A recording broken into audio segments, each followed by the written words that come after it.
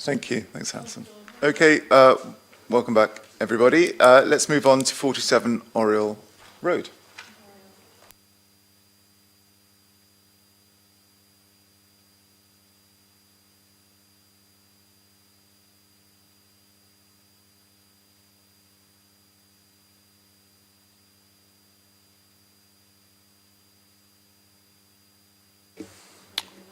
Okay, assuming we're live and that is working. 47 Oriel Road, the change of use of a C3 dwelling house to a mixed use C3, C4. Members, I first please accept an apology to the extensive SMAT. Unfortunately, the report is not one of the better ones we brought through you and therefore does contain a number of transcription errors that we will need to correct, so I'll pick those up as we go. Can I just check that the live feed is on? Okay. My team talking to us via by chat suggests it might not be. So that may just be a delay. Good, lovely, thank you. So a relatively straightforward application in truth in terms of the standard assessment. Apologies that we undertaken. So we're around 4% of HMOs in the area. Get that to work. There we go. So that's the area, that's the site. Around 4%, so 3 HMOs are in the area, and all rooms over 10 metres, and that's with the 29 square metres communal space, well in excess of the 22.5. However, say there is a number of SMAT corrections and corrections to the SMAT corrections I must provide for you with my apologies. As highlighted there, we have 14 letters of objection as are detailed in the report, but that's been incorrectly reported at paragraph 1.1 in accordance with the SMAT. There was a amended plan, which is the plan referenced in the description, so therefore both the plan and the table on page 110, so this is below paragraph 810, are incorrect, and with apologies, the same incorrect table has been recreated in the SMAT. The fundamental difference, it's only really one of note, is that bedroom 5 is 11.57 metres, not 14.9. So to show you that is the incorrect plan, and that is the correct plan. So I'll challenge you to see the difference. It is just that rear bedroom in the middle, so third image along that rear bedroom there was incorrectly drawn and was reorientated through an amended drawing. As I say, it is 11.5 metres, so still well over 10, but not, as is reported there, 14.9 when the agent corrected those plans, and the case officer has been unable to pick that up correctly. So apologies for that, and unfortunately our SMAT hasn't helped us there. That needs to change to 11.9. And then, of course, the required standard should correctly be described as 22.5, not 34. You'll see the correct plan has been provided within the SMAT at page 9, so you can see the 11.57 I refer to, and also the Eagle Eye would have noted that the highways comments are incorrect. They are from a previous apologies, a previous comment, hence the reference to Queen's Road, and up-to-date highways comments have been provided in the SMAT there as well. As I say, members, apologies for those errors. Notwithstanding the errors from the case officer, the application itself is relatively straightforward and fully compliant with policy, and is therefore recommended for permission. Happy to take any questions. Okay, we've got a deputation, I think. Mr. Hill is... Oh, are you? Yeah, no, I know you said earlier, but you weren't on the list. But yeah, are you? Yeah, of course. I just wanted to pick up a drafting error, that's all. It was only a drafting. Oh, okay. Sorry, 1 second. What is it, Judith? On page 110, does this little asterisk bit have to be taken out of the report? Excluding part of bedroom 6 that was deemed to be unusable. I don't... No, that remains. That's obviously referring to the fact that bedroom 6 has a chamfered roof, so as with all measurements, when we are having a sloping roof, we don't include those below the 1.5 metres, so that remains exactly the same. There's no asterisk it refers to, that's what I would... Yes, that is the purpose of that referral, and yes, and to confirm bedroom 6 is correctly measured at 10 metres with the appropriate There's ceiling no heights above. asterisk above, so. Yes, thank you. Judith, if I could ask you to switch your microphone off. Okay, over to you. Thank you, Chair. I always feel like I've already spoken about this one because it was mentioned in the last deputation. Obviously the change is made. It shows that the communal room is big enough, or is up to our standard, let's say. I personally don't think it's big enough, but you know, each to their own. I do hope the snug stays a snug. You know, once again, this is kind of going back to the previous conversation of, you know, I do not like disingenuous applications, and I think that was mentioned earlier about the honesty with residents and councillors and making sure that, you know, that could, I don't want to give any ideas, but I don't think I really need to, but I could well see that being changed into another, and I just kind of feel like, you know, why have honesty, but at the same time, look, it's a 6-bedroom HMO, which in comparison to the 7 and the 8, which is even more pressure on the area. When I actually saw something about the parking, I thought that was a nice change. I kind of feel like more needs to be said about the parking, even though it always seems to be a taboo whenever it's mentioned.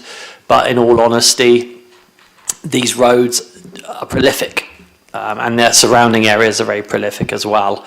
In Nelson of parking, it's very, very hard, and there's a lot of pressure by adding more people, you know, as they keep saying, oh, it's only 1 extra person or 2 extra people, but, you know, do that times how many HMOs we have in the area, that soon becomes more than 1, doesn't it? That suddenly becomes about, you know, 10 or 20. And then, of course, unless everyone in these HMOs are single, they're going to have partners also going to come round, and that brings more cars. But it seems to be that parking's never an issue, and it's never discussed. One thing that hasn't been discussed, and I also request Ian could also look more into and work with, is with the police. I'm sure many of you know Henry Thorpe, which has given many deputations, especially for his own road, and he talks about the crime in ASB in the area, and it has been related and tied to HMOs previously. Obviously, I can't speak for the ones, obviously, now of people running it, but there has been a tie, and there are police reports, and I'd really urge Ian to reach out and get those reports. I think it's really useful because I do feel that's a material change, and it kind of always gets ignored, and actually I never actually get a reply when it's mentioned. I do believe also there is a report out there, but I unfortunately can't get access to it in relation to this. 2 of the rooms are on the kind of 10 metre square border, which will then obviously pushes it down to 22.5. I haven't really got much more to say other than I just think it's a real shame.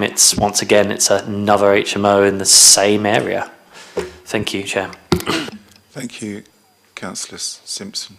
I mean, crime is not a material planning consideration. So crime certainly can be. All the evidence that's available to the council is that there is no material impact of crime, because obviously crime is not committed by properties, committed by residents, whether they are homeowners, HMO dwellers or private rented sector issues. Clearly, it is recognised that HMOs have a higher risk of impacts on amenity. That would include crime and antisocial behaviour. That's why you have a restriction on them. If there was no such impact, you wouldn't have the 10% rule, I would suggest, or you'd have certainly much less justification to do so. So that has been fully accounted for both in policy setting, but then trying to apply that to a live application that's fully compliant with policy would be clearly unreasonable. Thank you. Okay, Mr. Hill. Hello. Once again, thank you very much for giving me the opportunity to make a deputation. Again, this property has had its plans approved by Building Control. I'd like to thank the planning officer for the report on this one. I think there's quite a lot, the report seems to be getting more and more comprehensive, and an awful lot of the points are probably being addressed in a lot more detail, which I think is important. I take note of the comment about the disingenuous element of doing a 6-bedroom application. I think from our perspective, previously, the guidance that we had from the architecture firms that we worked with was that ultimately it would be quicker to do a C4 application. However, I have spoken to Ian and Simon previously about that, who've sort of given me more of the details of the current status. I think the problem is because these take so long to go through applications, then ultimately things can have changed in terms of the pipeline. I know the council's got more planning officers now, and the last application was with a new planning officer. So I hear your comments. It's not a case of us trying to mislead anybody. It's a case of us trying to work within the guidance that is there. And ultimately, a lot of these properties are done with bridging finance, and which is very expensive. Yes, that's a developer's problem, but ultimately, if it's not profitable to do these, then or any development, then ultimately development in the city stops. And this is a city that needs significant development, so it is a really fine line. But ultimately, yeah, I take on board the comments. We are trying to make sure that the applications moving forwards are done straight from C3. There obviously, I'm sure, will be some in the coming months that are still C3 to C4 rather than C4 to sui generis, because we can't change them once they're there because of the consultation periods and that side of things, but I do take on board the comments. So, this property is a huge property. Yes, it's in an area where there is some objection to HMOs. However, it's also in an area where the houses are very big houses and it's super desirable for HMO tenants. Every single house that we've had in Shadwell, Wadham, Oriel, Ophir, North End Avenue, London Avenue, that area, they are some of the most popular properties from a tenant's perspective because the size of the rooms, the layout of the rooms is brilliant, and the location is unbelievable. If you look at the employment for a lot of these people, an awful lot of it is to the north of the island at Lakeside, or the old IBM buildings and that side of things, a lot of the public sector buildings, so actually, and as well as the hospital, and therefore location wise this is an idyllic location for an awful lot of the tenants, which is why there's such a high demand for the rooms. Again, there is a 10% maximum in place for a reason. We haven't gone above that with any of our applications, and I note that this one is significantly below that. So moving back to the property, yes, there will be bike storage. All of the rooms are over the minimum standards as per the planning officer's recommendation. All of the relevant policies, including PCS 19, PCS 20, and the Portsmouth plan, have all been complied with. With regards to parking, I note all of the comments. Ultimately, same applies as every other application so far. One point I would make is that it is hard to get the data. I'm happy to say it is really difficult to get the data. The data I've seen suggests that only 7% of HMO tenants have cars. We can argue about whether that's correct or not, but ultimately the data that we've been able to find suggests that only 7% of the tenants have cars, and obviously the council's own guidance suggests that there isn't a material consideration for that. We have changed all of the waste pipe work within this property to make sure that there's as minimal impact as possible on neighbouring properties. Arguably, actually, we've significantly improved the drainage within the grounds of this property by upgrading all of it, and therefore having a 6-bed HMO significantly less likely to have any issues than you would have been previously with a family house, especially when you take into consideration the discussion about the fact that a large family house such as this could have adult children, etc., etc. All of the refuse and recycle bins will be upgraded to the larger 360-litre ones. In terms of all of the works, they're carried out under permitted development, so there's a rear dormer and a rear extension, all of which were done under permitted development and are all formed now.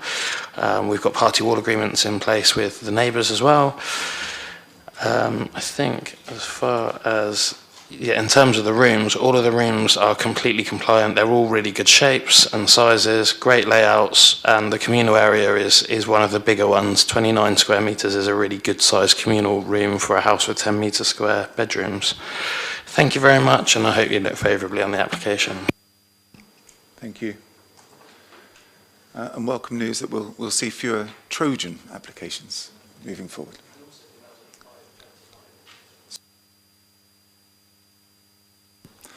Members, questions? Councillor Sanders.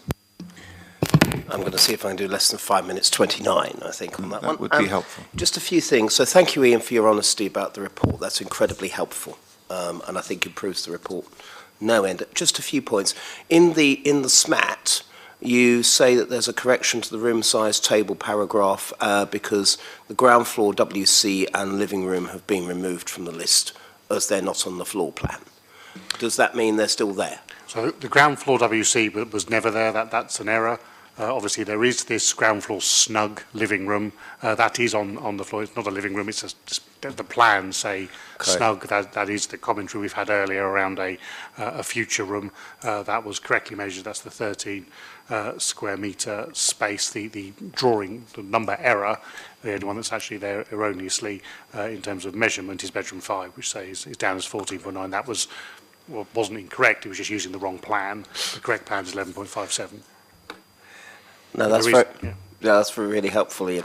Just when we're assessing amenity, that means that there is going to be no toilet on the ground floor. But is that correct? Yes, there is no separate WC on the ground floor. Yeah. Okay, that's fine. My only other point is around paragraph 3.5, and I think it just relates to a little bit of consistency with the previous application. You talk about the floor-to-ceiling heights of 2.3 metres, which is in line with the new standards that exist and how they're still there. In the previous application for Henderson Road, when it was the private sector housing team, but was outlines a public sector housing team in the previous report, mentioned that as important because they didn't know how tall the room was. The response from the team was that that was not a material planning consideration. Is it still not a material planning consideration in this one? The private sector housing standards are their standards. They do have some variation to the adopted SPD. An adopted SPD is obviously a very weighty material consideration. Other corporate policy, is it not a material consideration? One could argue that it has some materiality. I would be loath to supersede your adopted, as the planning committee, your adopted guidance in preference of guidance that's been adopted elsewhere in the council. Happily confirm, of course, private sector housing and planning are discussing the alignment of those standards in due course. I've got a meeting on Friday, in fact, to have another round of conversations around that. So I wouldn't want to say that they were totally immaterial, but certainly to try and withhold permission for a planning permission on a housing standard where it does meet the planning standard, I think would be very unlikely to be successful on appeal. That sounds like the answer to my question is yes, which is that the two are consistent. There are inconsistencies, as I say, and we're looking at how to align those. That's okay. Chris, thank you very much. A gentle nudge to remind members to turn the microphones off when they're not speaking. Otherwise, you're hogging the cameras. Members, questions, comments? I shall move the officer's recommendation. Councillor Candlish? Happy to second. Thank you. Members, are there any other comments on this application? Okay, the motion in front of us is to move the officer's recommendation. Those in favour, please indicate.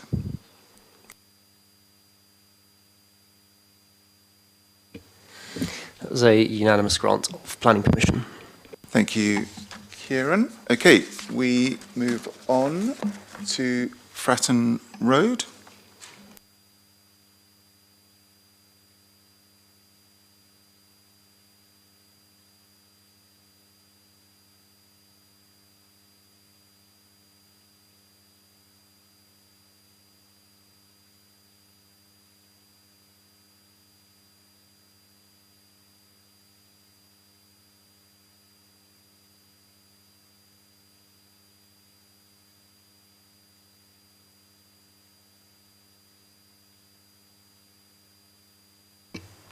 Chairman, thank you. Apologies for the slight delay.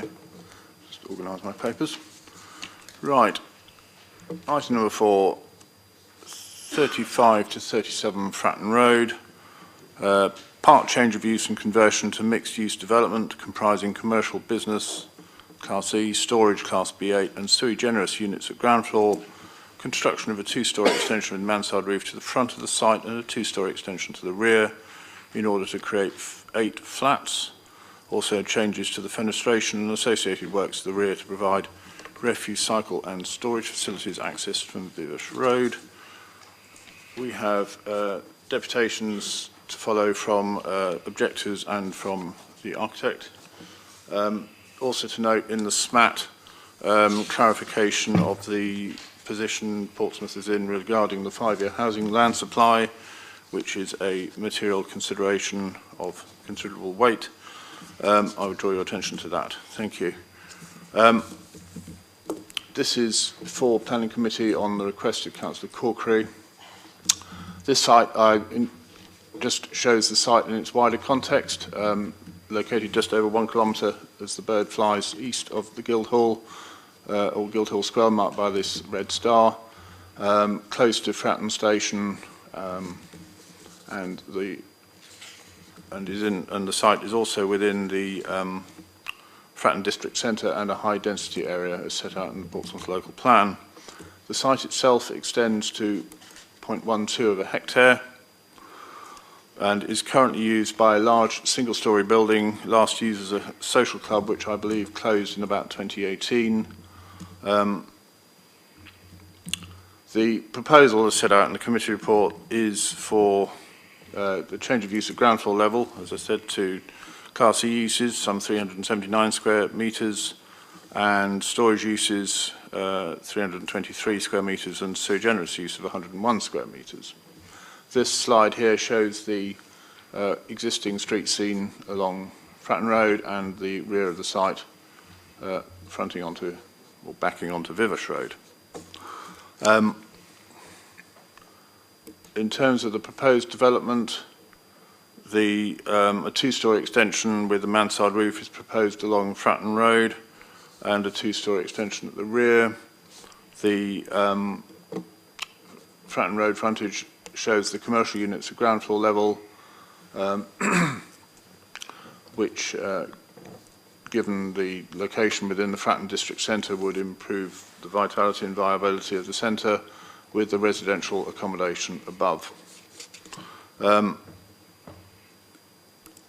As clearly set out in the officer's report, and as you can see from the plans, the proposed development does indeed does maximise the use of land available within the site for development. These plans show the flats at first floor level. Having regard to the amount of the quantum of development proposed on the site, I would draw your attention to paragraph 125 in the NPPF, which states that where there is an existing or anticipated shortage of land for meeting identified housing needs, and that's set out in the statement on the 5-year housing land supply, it is important that planning policies and decisions avoid homes being built at low densities and ensure that developments make optimal use of the potential of each site. It goes on to state at subparagraph C that local planning authorities should refuse applications which they consider fail to make efficient use of land. In this context, when considering applications for housing, authorities should take a flexible approach in applying policies or guidance relating to daylight and sunlight where they would otherwise inhibit making efficient use of land, as long as the resulting scheme would provide acceptable living standards. The building is to be finished in a palette of materials comprising a red-brown brick and with a zinc roof. Access to the flats would be from Fratton Road, and the existing access off Vivesh Road is retained. The material considerations are set out in the report, and the officer recommendation is to grant planning permission. Just to run through these slides, these show in a bit more detail the layout of the flats on the first floor. The highlighted yellow windows are obscurely glazed, as shown there and there. All the flats meet or exceed the nationally described space standards. This is a plan showing the internal courtyard or roof terrace garden to be finished with a tiled finish and with landscaping around the edges. This is a CGI of the proposed Fratton Road frontage, showing the mansard roof with a standing seam zinc roof. And here are some CGI perspectives of the development as provided by the architect and included in the application. And further here, and some further photographs to give you the idea, some idea of the context of the site in the local area, and photographs taken by the case officer within the site. The photograph here, top right, is approximately. I'm advised by the case officer, as I haven't had the chance to visit the site myself, but I'm advised that that is approximately the location of the proposed roof terrace. And further photographs taken from within the site. Thank you.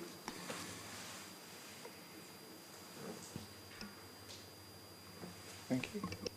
Thank you, Edward.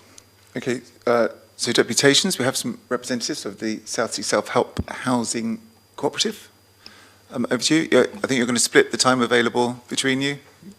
Okay, over to you. Hello, my name's Caroline Trimnell. I'm a member of Southsea Self-Help Housing Cooperative. The development would back directly on to our rear gardens.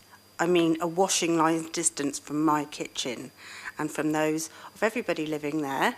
We also have flats, and that would impact them. We have vulnerable people.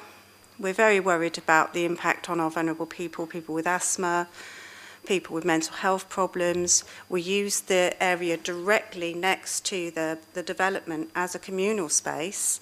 We're very community minded, and that gives people an opportunity to mix, to socialise. People don't get lonely in our community because we don't allow it. That social space is there for that particular reason.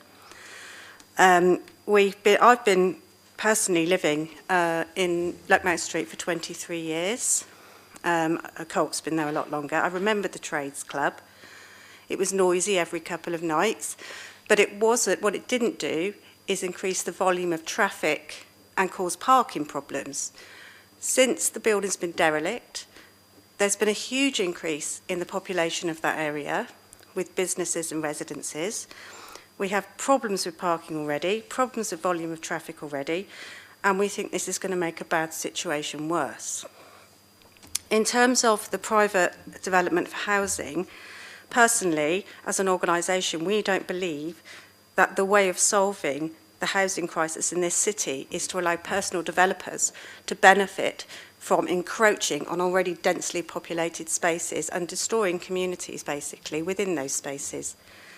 There was a plan once to create this building into a mosque and an education centre. We would have favoured that plan because it's always been a community hub. It's in an ideal situation for a mosque and an educational centre. And the building plan looked beautiful, actually. And it would, most importantly, it would have been done piecemeal, very, very slowly. So the impact upon us of the actual building project would have been much more reduced than this one's likely to be. We don't know how much communication there will be between the developer and ourselves as a housing organisation, if disruption can be minimised or if there are problems arising with things going on site. We don't know if we're going to be given any contact details. We're sad that the mosque didn't go ahead. We were already in contact with the Anatolian Society that were building the mosque. And as far as we knew, that's what was happening until this letter came through our door. How long will we have to deal with this disruption and the impact? And we're worried about the long-term effect on our communal garden, which is part of the Green Corridor and which we've carefully cultivated to be a natural space of great value with trees, plants, insects, bats, birds, you name it, we've cultivated in our garden. And we're really worried that this is going to impact our garden in the long term. Over to my colleague Tracy, who would like to talk on that, if that's okay. Oh, just before I stop, there's one thing I did notice on the plans. When you showed the photograph into the car park, I don't know if it's clear to people that that car park is ours. That's how close it is. That car park is our car park for our flats and houses. It's not part of the site, it's ours. That's how close it is. It's literally at the bottom of our garden.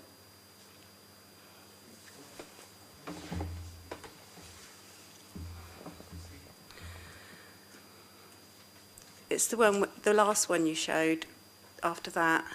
Yeah, see that car park there? That's our car park. That building that they're going to develop, that's our back wall. Literally to all our houses. That is our back wall. If I could ask you to switch your microphone on, off, and that's it. There we go. Thank you. Okay, thank you. Hello, my name's Tracy and I'm also part of Southsea Self-Help Housing Cooperative. So I'm just going to just express some more concerns regarding the impact or potential impact of the development. So we have concerns about the impact on our communal garden area, which has been designated a green corridor because of its importance for wildlife. It's a very important green space amongst a very built-up area, and it's an important space for the housing cooperative members. Everyone uses it as a social and friendship space, and we are worried we will not be able to use it due to the noise, dust, debris that might be sort of coming over, as it's very close to the site, as has been explained. So we're very concerned about the impact on our trees in the garden, which are in our garden, but obviously the roots will go into the sort of site. And there's also two which I was told aren't within the boundary site, but they're very close to it, that are over the other side. So we're concerned about the effect of the building works on the tree roots. And I wanted to highlight the Portsmouth Greening Strategy, which is all about protecting and highlighting biodiversity, which includes trees, which are very important to this and are included in the strategy. So there's just like concerns about the impacts of the development on the sort of natural environment and the trees. So concerned about the impact on the wildlife, and particularly bats. So I wanted to sort of raise this because they're a protected species and there'll be an increase in artificial lighting, and this is known to affect bats and other wildlife. We have seen bats in the garden this year, and so we wanted to ensure that these are protected. And just to say, the Green Corridor has taken many years to create and become the haven for wildlife that it is. If it was to go ahead, I just wanted to raise some issues about, how would our Green Corridor and communal garden be protected from dust and debris, etc. How would the residents be protected from noise levels and pollution and dust, because it is extremely close. And there was a lot in the documents about how the development could provide opportunities for increasing and enhancing biodiversity to benefit wildlife. The bat scoping report talked about the developer being encouraged to consider bat roosting opportunities into the building fabric and recommends 2 native trees are planted as part of the landscaping. And we would suggest that other native plants could be planted too. Also, the report talks about artificial lighting and its effects and says, as the site may be used for foraging and commuting bats, it is important that the potential for disturbance from artificial lights is considered.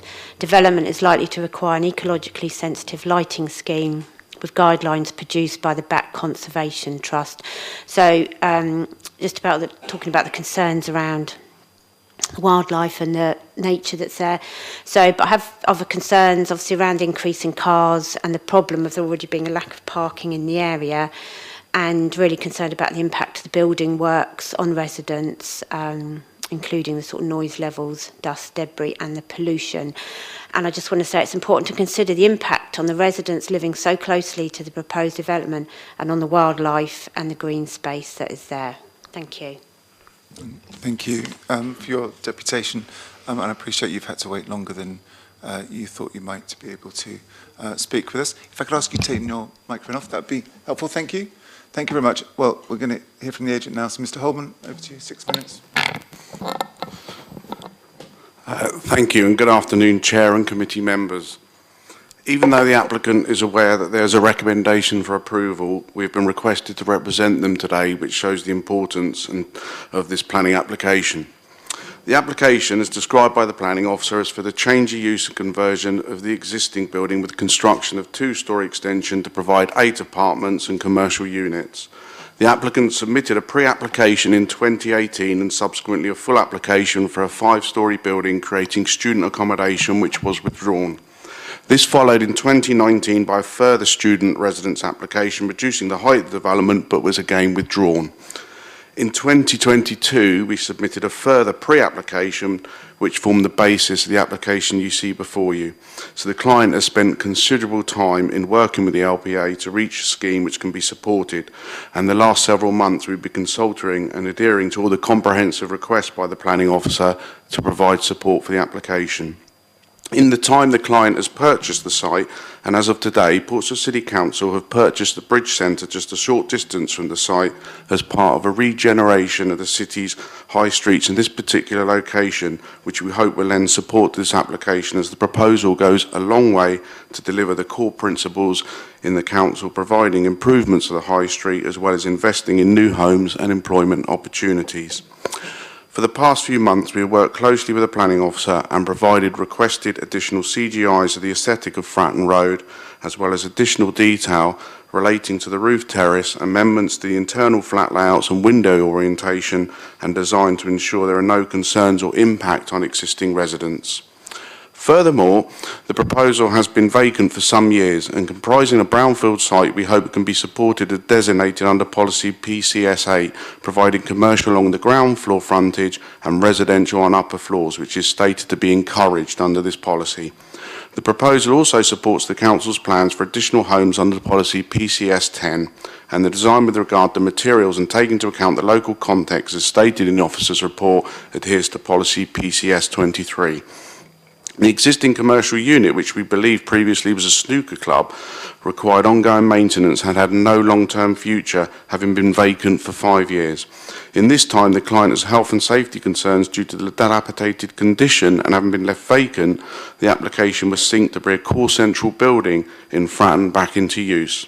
The proposals will reuse the rear of the site that is located in a sustainable location and thus accords with policy and result in creation of much needed residential dwellings, therefore hoping to deliver the housing requirement for the council whilst being in accordance with local and national policy.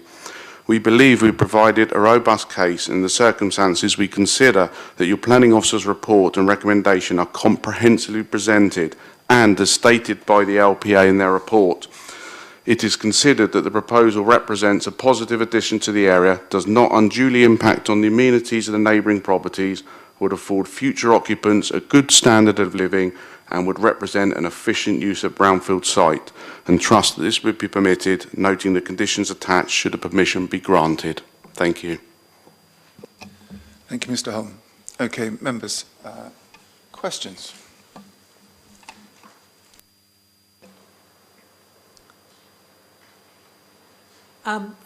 Thank you for the further details about the fenestration particularly. I'm worried about the flats themselves being dark and not having access. Could we see that plan again? You went through it very fast.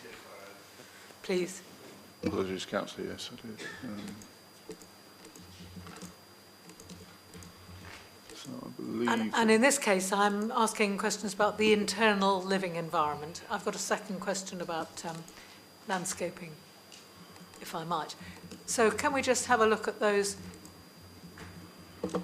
once you've settled on it? That's the overall scheme, and then moving forward into the detail, this is... So does that cover the whole scheme? Those two plans cover the whole scheme, do they? No, this is flats number 1 and 2 in more detail. Yes. And then moving forward, this is flats 3, 4 and 5. And the yellow marking is obscure glass? Obscure glazing, yeah. Yes. So can you just talk us through flats to tell us what they will be able to see of the natural world?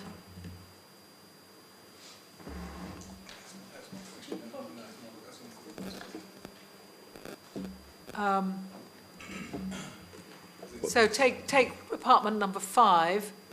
So this window here.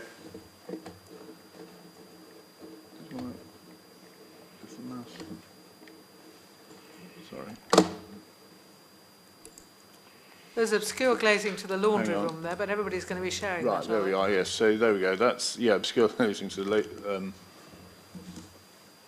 But that's a communal room. laundry room. This is a living room, kitchen.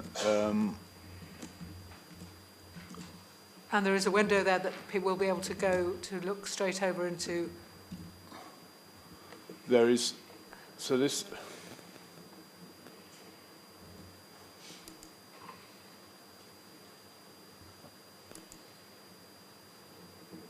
just to give you an idea of separation, so I think we were looking at this flat here. Yes. There is 14 metres separation to the rear of the properties along this road to the south. Yes.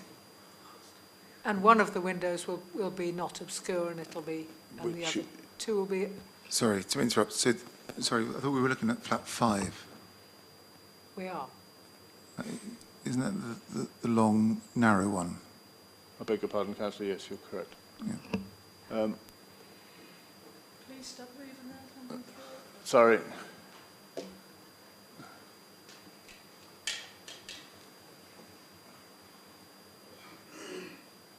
Unfortunately, the plans, let me turn the pointer off as that is annoying. I think it's easier to see it on that other plan, and we have to just be consistent about numbering and orientation. So here we're looking at the narrow flat, which is apartment number 5. We've got obscure glazing on the communal laundry. We've got obscure glazing on the stair. Is that a staircase there? And we've got a window opening out over the dining table, which will look over people's back gardens, but at a 90-degree angle. That seems. And then, is there a window from the bathroom? The bathroom is shown to be internal with no Internal window. bathroom, even though there is a wall, a place there that could provide external light. Apologies, there may be some confusion on this drawing. Those two insets, one is a accessible terrace and the Yes. other is a light well. So the bathroom is served by a window In facing into that light well, Yes. as is the hallway, as is then the bedroom. So that's they're on all three sides of it. It's open. Okay. There is. So where it's been marked as obscurely glazed, that's actually not I was glass. just There is moving sort of- along yeah. that way. Yes, Yeah, I so see there it is says light well. a standard window, if you will, into the dining room. Then there's the exterior terrace, which is that large area with the somewhat confused doors all around it. That opens up, and that obviously has a windows on a door-window combination on the side facing the dining room table and facing the corridor, and a window above that sofa you can see there in the living room. And then move down, there's another light well inset with 3 windows around it into the bathroom, the hallway and the bedroom. That is the main window for the bedroom, which obviously will allow oblique views through the light well, but also has a light, roof light above it. You can see it there in the corner of the bed, and the obscure, that yellow, that isn't glazing on the edge there. There is one's a terrace, one's an inaccessible light well. There is some fencing shown on the elevations, a screen below visible height. So obviously people could utilise that as an external amenity area, a small one though it be, but one that's sort of a part in, part out space as it breaks into that kitchen dining space through what looks to be a complicated folding door arrangement. So the sort of area with 4 doors coming onto it,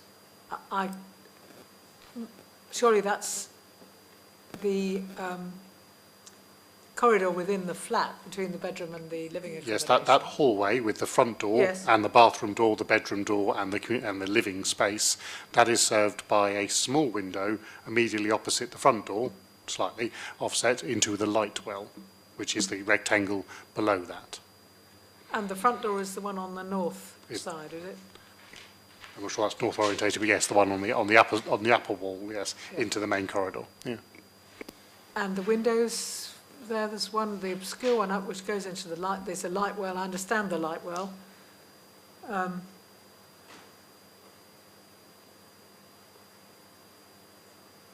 And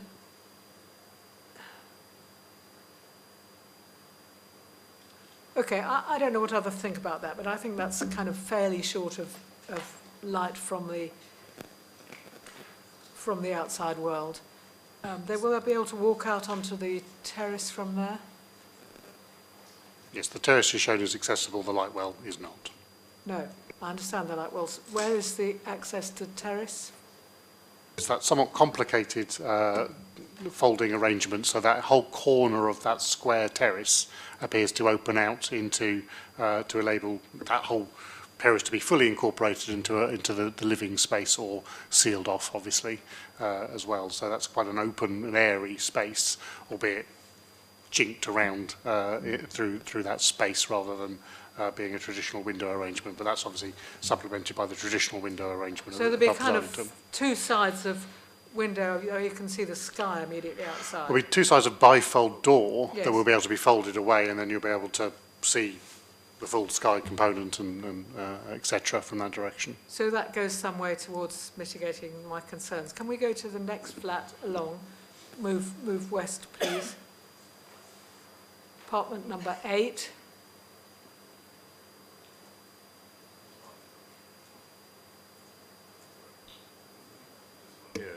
The next flat along is apartment number 6. Yes, and that has obscure glass to the right-hand side, and then there is there any window in that flat that would give sight of the sky or the environment around the flats? Yes, the green line goes straight through it, and we're looking at apartment number 6. So not where the pointer's pointing. That's number 8. Thank you. Apartment number 6. Just below where the pointer now is, that is a standard window. So that looking out, so the one that's just around the corner provides additional light and ventilation opportunity, but is obscurely glazed, obviously, to prevent intervisibility between apartment 5, I would anticipate. And is that a window there along the wall from there into the bedroom? Take one step further along to the bedroom. It's an unusual design again. It's been oddly cantilevered. I'm not sure that's truly necessary, but obviously the architects looked at that to minimise intervisibility between apartment 6 and apartment 8. So that's been tilted inwards, so you'll still get the full view, notwithstanding a couple of inches either side from the casement, but it is angled slightly to minimise intervisibility going sideways towards apartment 8 and indeed beyond to the adjacent residential property gardens. Okay, now apartment number 8, there is a big obscure window in the kitchen living room area, and I take it there are 2 other windows to the north and to the south of that room shown on the map. So for this one, that's an L-shaped window, wraps around the corner. The yellow bit, that's obscured in its lower proportions, and as it wraps around the corner, that is shown as a clear glass window, I understand from that drawing. And then you carry along the window next to the sofa, that's a high-level window. High-level window. And to the north, on the north bit? Sorry, that's the internal corridor, obviously. Okay, so that's not a window there? No, can't be. Was that the television or something like that drawn there? No, I'd imagine so. And apologies, the elevations do show that corner window is fully obscured all the way around. Not sure that's necessary, if I'm honest, because of the degree of separation, but that is what the elevations show. Yeah, that seems a bit draconian. And the windows, the oblique windows, giving access into the 2 bedrooms there, giving one of them that one is obscure, Again, and the others are not, and the bathroom has no... Cross-referencing those with the elevations, all 3 of those cantilevered windows are designed the same, with 2 panes, the lower pane being obscure and the upper pane not. Again, how necessary that is, considering they're both tilted away from it, direct facing across that roughly 14-metre gap Edward was describing earlier, but they are shown to be tilted, as you can see there, and with lower obscurely glazed pane and a larger than average, I'd say, upper clearly glazed pane, which obviously would allow both visibility for sky components at least, and obviously ventilation, because one would anticipate they are opening. And then you're quite right, the 2 bathrooms, the shower room en suite and the bathroom, which are on the far end there, both without external windows. And they have mechanical ventilation of some sort? Indeed. No external windows? Okay. Shall we just, is it tedious? We ought to go to our partner number 7, and that's got an obscured glazed, it's got north-facing windows on that side. That's a one-bedroom apartment, very quite small with a kitchen in it. That seems okay. And the next one along on the north.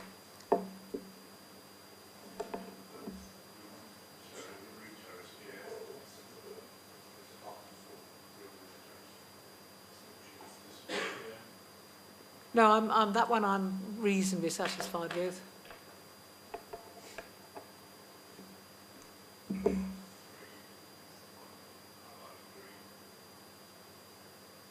And that has the windows, 3 windows in the north facing.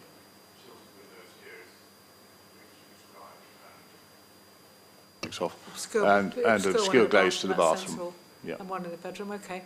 And there's one more flat up in the top corner, isn't there? Off the plan. There is. Number 2.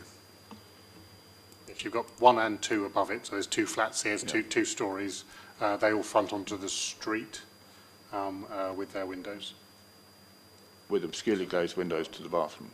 at the back. Yeah, at the back.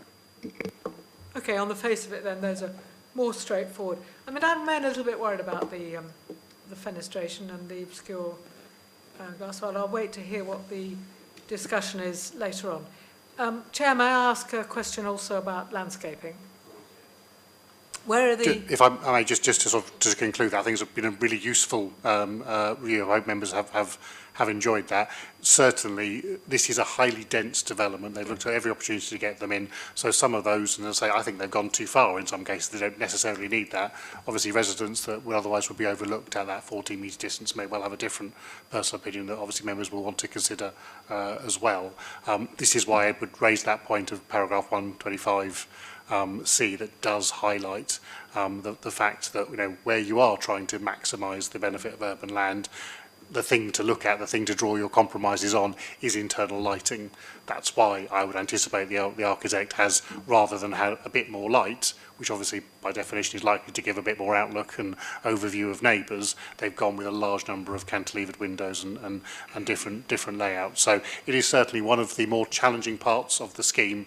Overall, officers are satisfied you get a resultant internal amenity that is acceptable. It's not amazing, but is acceptable, and where you've crossed that line, so it is still an acceptable living environment. National guidance is very clear. You should be prioritising the delivery of additional homes and making best use of sustainably located land, which this clearly is. Add to that our tilted balance without our 5-year land supply, and that leads to the conclusion for officers to support the scheme, notwithstanding that some of these will be slightly unusual. Quirky, to be positive, slightly unusual in their layout and outlooks. But yeah, I think it's a useful set of commentary. Thank you. Thank you. I'm very happy with, I understand the context and I understand the policy guidance. Is it something that would be worth thinking about amending a condition and reserving the right to have some further discussions about that to see if we could increase the amount of direct daylight access? I mean, you've already sort of said that you think maybe we will need to obscure some of those panes, those glasses, but maybe not all of them. And I would like to be in a position to think about approving this, but also to have some leeway around getting light to people. Direct access to light and air, especially with the climate changes, is very important for mental health.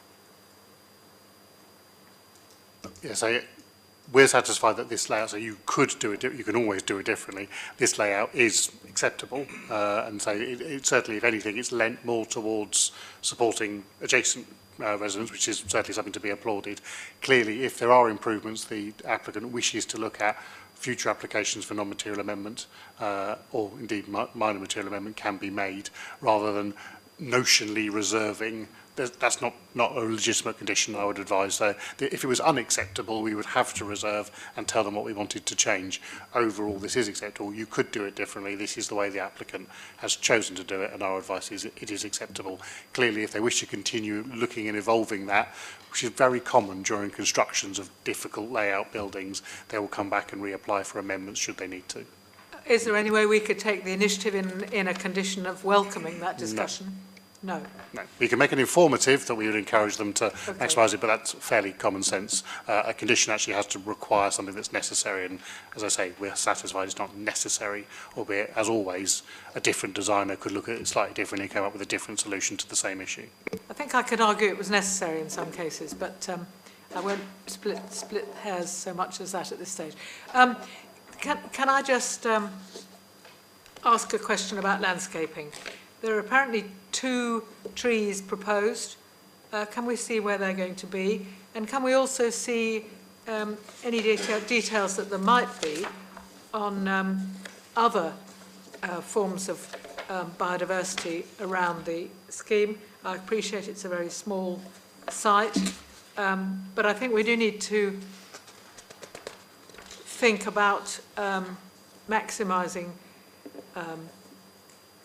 planted areas, even in a small site like this, particularly in view of the time and trouble that South Sea Self-Help Housing have taken just next door.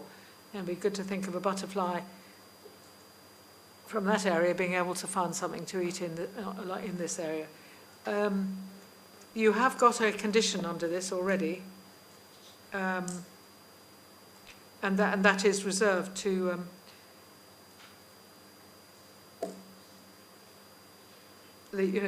we have got a condition about landscaping, and I wondered if that was strong enough to ensure that we're going to perhaps encourage a little bit more greenery. That would make a difference to outlook where it exists as well.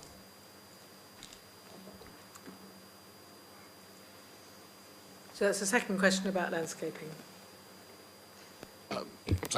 And I can trees see that are where proposed, it is on the roof, yeah, so roof terrace. the only landscaped area is this external roof terrace, so it's an urban landscape space at first floor level. So there are, as you can see illustrated on here, in that 2 bits of landscaping. I mean, they technically can be trees. We are planting them at a first floor level on a terrace. The definition of tree includes quite small plants of tree species, so that is clearly the intent, and thus that's the intent we would take through to the landscaping scheme, which, as you say, is covered and is as strong as one can make a landscaping scheme. There are no other trees proposed elsewhere in the site. There are no opportunities to put trees elsewhere in the site. It very much fills its boundaries edge to edge. So this is the landscaping. Lots of planters and opportunities for proportionate planting at first floor level, which obviously can and we will expect sensible planting within that, both for maintenance, appearance and ecological and biodiversity advantage. Indeed, that's welcomed. And the related question to this is, can we ask for the trees that are just on the boundary and near the boundary with South Sea Self-Help Cooperative to be protected during this the development? And there is also a condition to refer to here, I wanted to take up through this question the concerns of the representative of South Sea Self-Help, who wants to make sure that the development does minimum damage to that important green space that they have created. So our arboricultural officers looked at this quite carefully. Those trees are on adjacent land beyond walls that are existing, so there is no protection within the site that the applicant can do to those trees. They could go into the neighbour's site and put a Harris fence around a root protection area, but they have no right to enter that area, so that would just be preventing them utilising it. So there is no further protection that the applicant can do to the trees. They're not proposing to sink new foundation lines within the root protection area or do any work other than if there may be a necessity to do some crown works if it is oversailing the boundary. That is their legal right. Of course, I don't believe that is the case in this case, however, but obviously, depending on how trees grow and how long it takes to deliver out the scheme. So there is no way or necessity to protect that space. They have no right of access to that space, and clearly if they did want to move on to that space, they'd have to agree through party arrangements onto that neighbours. To them. It's an amenity. The trees are sufficiently large to be an amenity to the whole of the area. They stick up out of there. Should we put them under a tree preservation order? Well, Should the council feel that those trees warrant a tree preservation, well, that's an entirely separate judgment to whether or not we're granting plan permission. This development has no impact on those trees, so there is no need to say we put tree protection conditions on schemes that have trees in their site to say, look, leave that tree alone, make sure you put Harris fencing around the root protection area, so on and so forth, because otherwise they could inadvertently or intentionally harm the trees. In this case, they can't get to those trees, they can't get to those root protection areas, so they can't harm those trees, nor can we require the neighbour to put in protection for those trees. Obviously would be unnecessary, that would just be limiting the enjoyment of that open space those neighbours already have. Okay. Okay, thank you for that, Chris. No, okay. Everybody must be heard, including Councillor Sanders. Thank you, Chris. I have to say I'm going to ask some questions in the hope of guiding people, because then I'm going to be heading off as per my for my 1 o'clock meeting. Ian, are any of these homes affordable? No, it's below the threshold to require affordable housing, and no to the question. Okay, thank you for that. In 2.14, you talk about an application for a retail unit, which is awaiting decision. What is the status of that, Edward, assuming this gets permission? Is that then just have you had conversations with the person behind the retail unit at all? I mean, see, if you don't know, that's absolutely fine. That's right. It's just what we don't want is this. If this gets approved and then a retail unit turns up as well, that will be an interesting thing. The deputies talked a lot about a couple of things around noise and everything else and construction. So just to be clear for everyone, is the impact of the construction of a development a material planning consideration when deciding whether the development should go ahead, yes or no? This is a question to which I know the answer, but I want everyone else to. Well, as always, there is no yes or no answers in planning. Everything has takes to be material. In this case, the need to manage environmental impacts of construction has been recognised as relevant, thus material to this application, and a construction environmental management plan requirement has been added through condition 17. The fact that it will cause noise disturbance and so on and so forth to the neighbours is an inevitability. So that it won't, there will be an impact, and that is not a reason to withhold planning permission, but it is a reasonable ground to look to control and manage those environmental impacts, which is what the CEMP, the Construction Environmental Management Plan, would do. That's very helpful, because one of my suggestions to colleagues would be to have a construction and environmental management plan, if that is in there already, particularly with regards to actually helping inform the local neighbours as well around it, because they're obviously worried that nobody's going to talk to them. That's fine. The second bit is once the scheme, assuming the scheme gets approved, once the scheme is in place, would it be prudent to have some sort of stakeholder engagement plan between the applicant and the people living in the Southern Co-op, and also some of the shops as well that are affected by the site? My suggestion would be yes, but I just wanted to know whether this committee could actually do that as a condition. Two questions there. Would it be prudent? Yes. Is it within the power or relevance of this committee? Absolutely not. No, it would be entirely disproportionate to require unknown future occupiers to maintain a relationship with their neighbours. This is already a commercial site. They're changing the ground floor to a different form of commercial site, then putting some flats above it. There would be no policy justification and thus necessity. Absolutely encourage it. Of course I would. I would encourage all neighbours to engage positively and proactively, but it's not for the council to tell them how to undertake neighbourly relations between them. And my final question, Chris, involves some of the stuff that Judith was talking about earlier, which is in 643 we talk a lot about the nature conservation aspects of the site, but we don't seem to mention the garden that our friends from the Southern Co-op and Tracy were talking about earlier and the impact on that. I'm assuming that's because the officers feel that there will be no impact. As I say, obviously there will be temporary disturbance in the enjoyment of that space while construction work goes on next door, but there is no encroachment on that space or interference with that space, especially from an ecological or environmental point of view. So yes, there is no impact in that sense. Okay, those are my questions, Chris, and I will now have to leave. So thank you very much.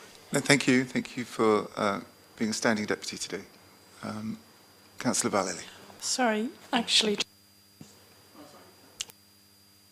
I was just wondering about the bats. Should we have a protection order put in place?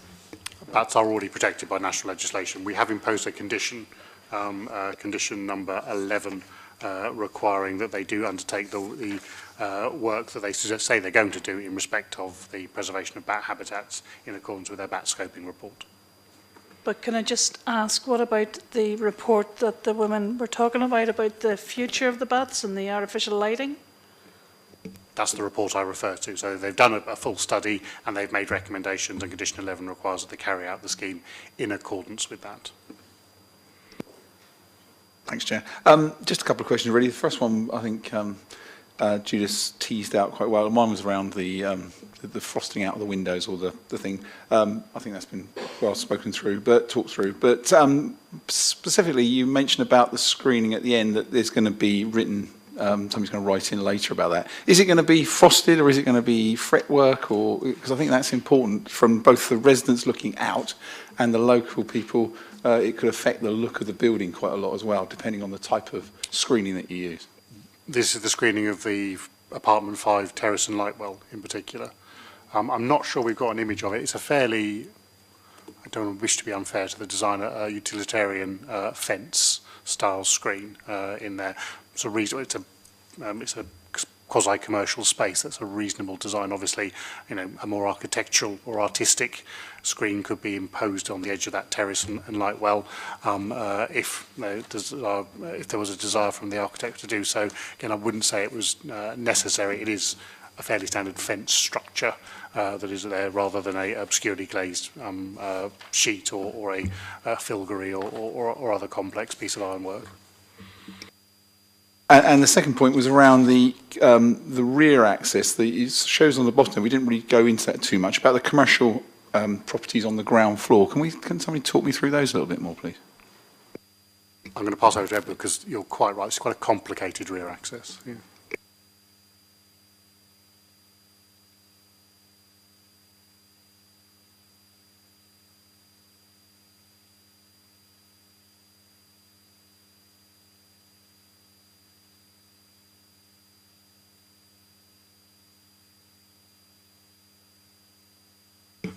As he's found it for me, I'll step in. So Vivash Road here, as you can see that there is currently, I think we may have a photo, but there is number 8, which is an existing dwelling, which they're not changing.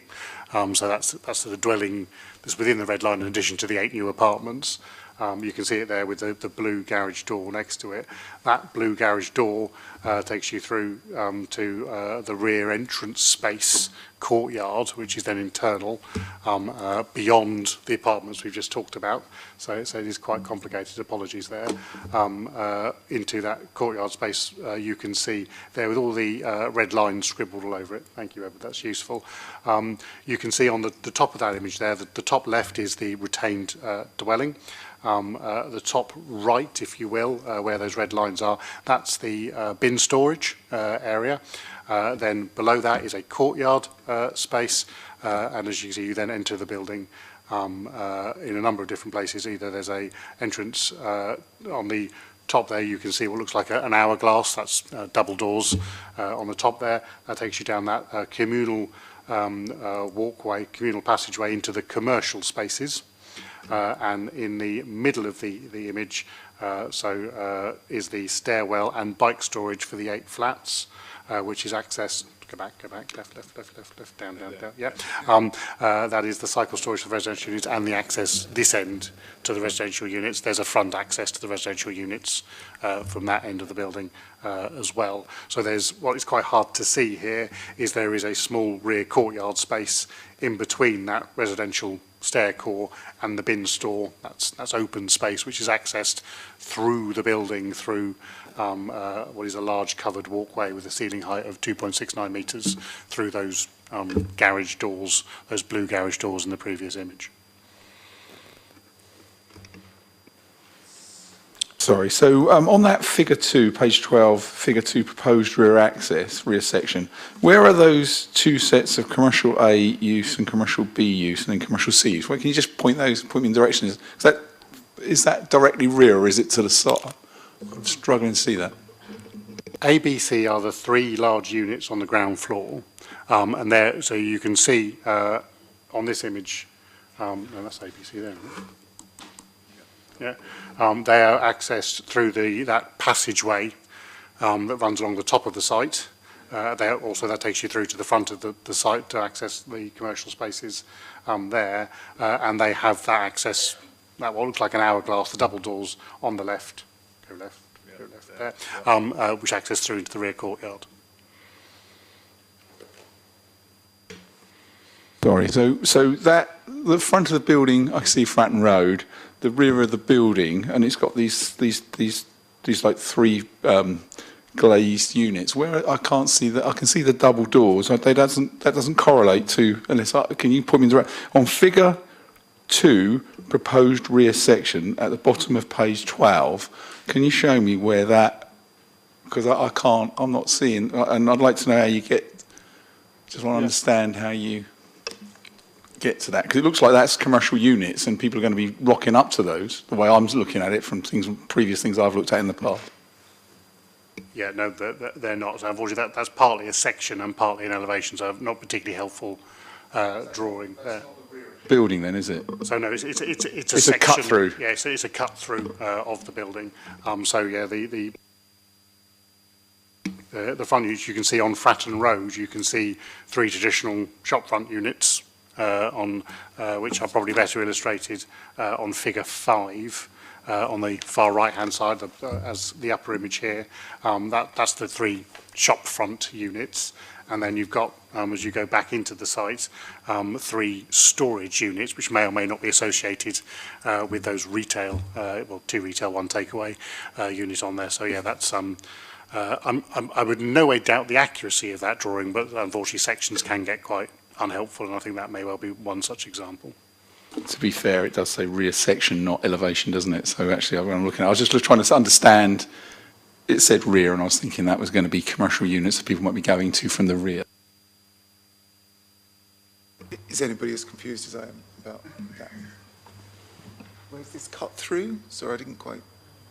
So that is a sectional drawing. Unfortunately, I don't have the plan that shows where that section is taken, but what we see there is a part of one of the apartments to the rear, cut through, if you will, and we see the commercial frontages on Fratton Road in combination with the first and second floor flats. That's the rear elevation of those first and second floor flats. But those entrance doors that appear to be, if you will, standard shop doors are right at the front of the building. So there's some, again, really depends. CAD throws up some interesting images sometimes. There aren't 3 shop fronts at the back. They are the ones on the front. I'm glad you get it. Councillor. I'm glad there's been some pre-work done, because I was completely confused, but I think I'm now only slightly confused. The 3 storage areas, are they directly associated with the 3 shops at the front, or are they envisaged as a standalone operation which will require other strange people getting to them? And I guess relatedly, even then, well, it looks a very... I hope they're selling shoes in those shops at the front rather than having to carry much stuff back and forth. But that is a function of the site design, and to an extent I think they're just using that middle section for what they can get in. Am I understanding what I'm seeing? I believe so. Are there storage spaces, B8 storage spaces as described in paragraph 2.7, directly associated and tied to the commercial units? No. It would be possible to subdivide and use those by different occupiers, should the landowner want. Real world, I mean, certainly they've even annotated commercial unit C, which is the slightly L-shaped one in the middle of the image, storage unit C, as for commercial unit C, recognising that there is a reasonable likelihood that and that's a reasonable sized commercial unit as well, that they may want to break all the way through into that storage unit that is immediately contiguous with their rear boundary. Commercial unit A and B, the long, thin, narrow ones at the top of the image, equally they are relatively small commercial units between 70 and 100 square metres, they may well want to have those spaces as well. But equally, you could sublet and change that occupation. How you divide up commercial spaces and how many businesses you have within them is out with the control of planning. Okay, all right. It's quite a complicated application. Let's make some progress. Any other comments, members? I'm sure the agent has heard very loudly and very clearly around concerns with communication and making sure that good neighbourly activity will take place going forward. And around the ecological, I think there's some social value. This is a drum I bang quite often. I think there's some social value to be added by developers with this scheme, working with neighbours. Anyway, right. Any more comments before we? If we're onto the comment section, the only other comment would be, if we look at the current position on the high street, it's not a particularly attractive piece, and it would be an improvement as part of a broader regeneration of the Fratton area, and there was reference to the improvements that are being made with the bridge centre. So that is it is outside of this particular application, but is, I think, relevant. Yeah, thank you. Okay, I shall move the officer's recommendation with the conditions that are attached. Councillor Smith has seconded. Is there anything else, members? Okay, those in favour, please indicate.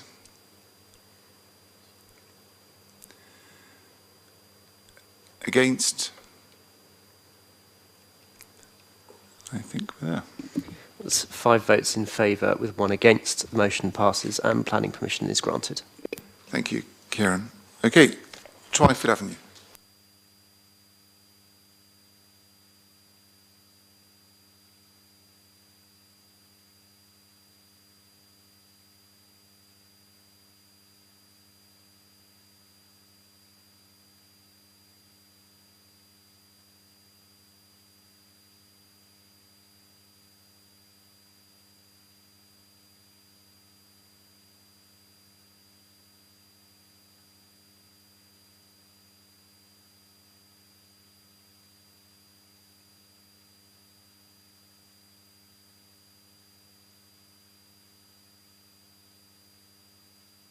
Sorry, Chair. Thank you.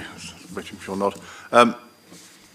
Thank you, Chairman. This application is land at 305 to 307 Twyford Avenue, Portsmouth, and is for the construction of a 3-storey building to provide 6 flats and with 2 parking bays and landscaping following demolition of the existing buildings. It's before Planning Committee because it is a Portsmouth City Council scheme. There are no deputations on this one. There is an update in the SMAT regarding the 5-year housing land supply situation. Again, emphasising that this will provide 2 additional flats, which will add usefully to the supply of housing in the city and seek to reduce, albeit slightly, the deficit on the 2.9 on the 5-year housing land supply, and the tilted balance therefore applies. There have also been amendments, draw your attention in the SMAT to the wording of condition 14. Doesn't change the recommendation, but condition 14 proposes obscure glass screens to the balconies, and a further condition is added to secure secondary east-facing living room window to be obscure glazed and non-opening. And that is listed as condition 24 on page 3 of the SMAT. Moving on to the presentation. So this is a corner plot at the junction of Twyford Avenue and Walker Road. Some 310 square metres in area, currently occupied by a 2-storey building formerly used as 4 flats. I've been advised that the existing building suffers from subsidence as a result of the street tree adjacent to the site, as shown in this slide here. Permission is, and it's also been deemed that the current building cannot be suitably renovated or repaired in the light of that subsidence issue. So the proposal is therefore to demolish the existing building and to construct a three-storey building to provide 6 flats, 6 one-bedroom flats, I should say. So just scrolling through the slides, and I will pause on each one to give you an idea of the design of the proposed building. So this is the proposed north elevation with the existing northern elevation shown in the inset. The building will be approximately 4 metres higher than the existing at eaves and 1 metre higher to the ridge. This is the proposed east Twyford Avenue facing elevation, existing shown in the inset, and the proposed below it. And then the south elevation shown there. And finally, the west elevation, showing its relationship to the adjacent properties. Moving on to the internal layout, if I just turn the pointer on, bear with me. So this is the roof plan showing solar panels set on the flat roof below the height of the parapet. To the right is the ground floor plan, 2 flats accessed off a communal hallway with storage area and with stairs up, with a stairwell up to the first floor, again with 2 flats, one facing Twyford Avenue and the corner shown by the curved wall and the other onto Walker Avenue, and then that's mirrored above on the second floor. This shows the site as a whole with the proposed landscaping to the rear and the 2 parking spaces as described in the application with access off Walker Avenue. And this slide shows the some CGI images of how it would look within the street scene. Noting that it's a 3-storey flat roof building adjacent to existing late Victorian, Edwardian terraced housing, whilst on its own maybe slightly out of character with the area, there are nevertheless, as shown on this slide, examples of buildings of similar architectural styles within the locality. By reference to this inset here, which is quite difficult to see, I think, certainly on my screen, the application site is up here, I believe. No, sorry, the application site is there. Let me get my pointer out.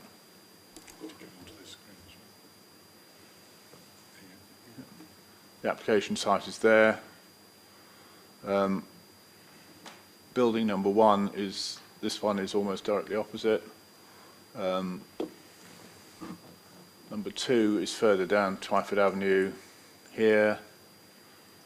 Number 3 is down on the western side of Twyford Avenue.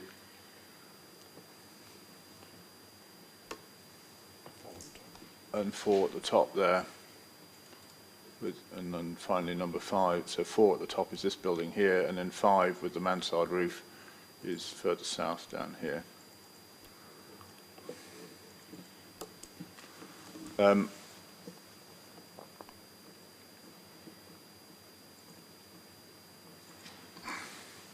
This slide shows the impact on light to adjacent windows that would be arise as a result of this building. A sun and daylight assessment was carried out and no significant loss of light was found to occur. notwithstanding the increased height of the proposed building.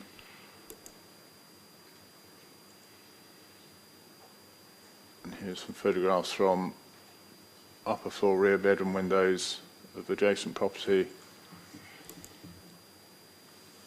and some views from neighbouring properties and from the local area of the site.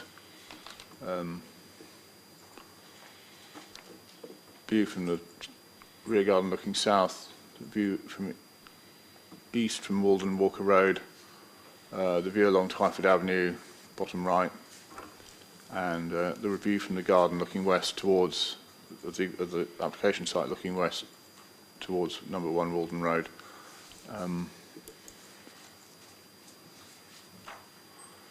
This shows some satellite images of the local area, with the application site highlighted by the red pinpoint. And then finally, a comparison of building footprints. So the red hatching is existing, and the blue hatching, if I just highlight that with my pointer. So the blue hatching, which I'm outlining here, is of the proposed building. So the material considerations are set out in the report, and the recommendation is to grant planning permission subject to the conditions listed on pages 39 through to 46. Thank you, Chair. Thank you, Edward. Members, questions? I mean, in your presentation, you said no significant loss of light for people listening. What does that mean in reality for people living next door? There's been, which the scheme has been assessed against, there will be no material loss of light to those neighbouring windows. Because I think the wording "no significant" suggests some. There will be some, yes, but it's not sufficient to warrant a refusal of planning permission on those grounds. Thank you. It's useful to tease that out. Any other questions, members? I mean, it's not a particularly attractive design, is it? I think we've probably agreed with that. I think Councillor Candish was first, and then Judith. I have a question first. Apologies if I missed it in the presentation, but we have solar on the roof. How are the houses being heated? Is it a central system? Is it individual gas boilers? Is it electric? Don't have that information to hand, I'm afraid. Okay. Second question was, before, the new design has 2 parking spaces kind of built into the design. Are they incremental to what is there at the moment? Or are they replacing something because we've lost some curbage or something like that? They are replacing what is already there. As far as I'm So there's no net loss? No net loss, no. Yeah. Thank you. Just to clarify, that frontage, the Walker Road frontage, double yellow lines at the moment, and there's no on-site parking. So 4 flats, 0 parking currently, 6 flats, 2 parking spaces future. So no net gain would actually be the way around. So you have the same number of flats looking for parking in surrounding streets, i.e. 4. Clear. Thank you. Judith. On to comments now, Chair. I'm disappointed in this application because I think that the City Council, that we as City Council do some very good schemes, and I was particularly impressed to see the scheme down in Old Portsmouth, restoring the old brewery. I thought it was really good. And it was controversial when we gave planning permission. I just can't like this building in that context. I think I would be happy to approve it if it had a mansard or similar treatment to the roof, as indeed the other big new buildings along Twyford Road do, because it just softens that top bit of the building. But I'm afraid I am not minded to approve this application and would like to propose that we refuse it on the grounds of loss of amenity, oversized upper story. I would need help with some sort of a reason. But it's a brutal building in a varied street, but one where other modern buildings have taken the opportunity to mitigate the impact of the top story by a more interesting design. Councillor Smith.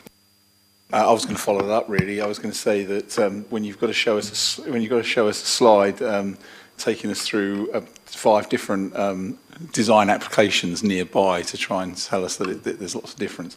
It tells you you've got to try and warm it up to try and make a decision. I just think it's too monolithic for me, and I put exactly that. The upper floor, could it be softened? Is what I actually wrote. Maybe a mansard roof or a lightening of the brick. I understand why it's red brick, because the whole area is a red brick sort of area. But it just could be, if it could be softened at the top from an architectural point of view. I just don't think it just sits very heavy on the site, really.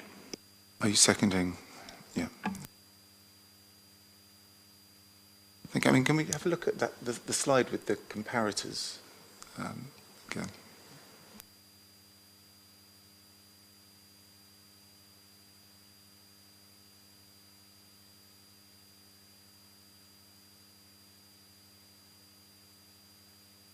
All right. Wrongs don't make a right, Chair, but there is some mitigation in some of those buildings that are on the lines of what I think should have been done. Yeah. Thank you. Well, we have a motion in front of us. Any other comments? Well, it's the only motion we have to consider at this moment in time. We need some wording, though. Kieran, have you got something you can use? Well, I'd defer to the planning officers to see if they've taken that into something that they would be happy with putting on a refusal notice. Okay, well, people think Chair, about the wording. We're having a slight conversation amongst ourselves, which it's very wrong of us. We should be doing this through your good self. Don't do that. Don't do that. Okay. I was going to ask, let me ask a question and take it on me. The options we have are essentially to approve, to reject, or to defer. I think that the general direction of it is very good, but I also share my colleagues' concerns over sort of the aesthetics of it. And I want to understand what the consequences will be if we reject it. How long... I'm struggling to find the right question to ask in a way that can be answered.